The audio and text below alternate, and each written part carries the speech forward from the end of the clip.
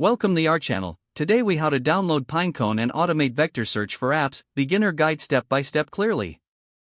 To download Pinecone, begin by visiting the official Pinecone website. On the home page, look for the download section. Click on the download link for the appropriate version for your operating system. Once the file is downloaded, locate it in your downloads folder. Double-click the installation file to begin the installation process. Follow the on-screen instructions to complete the setup. After installation, open Pinecone from your Applications or Programs menu. Next, you need to set up your Pinecone account. Visit the registration page and fill in your details to create an account. Once registered, log in to your Pinecone account. Now, let's automate vector search for your applications. Start by reviewing the Pinecone documentation for API usage. Familiarize yourself with the API key and how to authenticate your requests. Integrate Pinecone into your application by including the necessary libraries.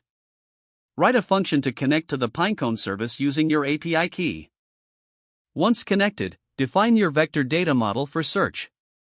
Implement a method to upload your vectors to Pinecone. Make sure to properly configure the indexing settings as required.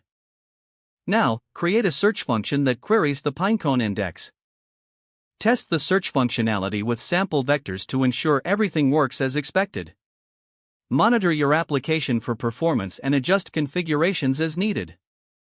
With these steps, you have successfully downloaded Pinecone and automated vector search for your apps. If the page does not load, refresh the browser or try again in a private or incognito window. Make sure you are using the correct email address, then retype it carefully to avoid small typos.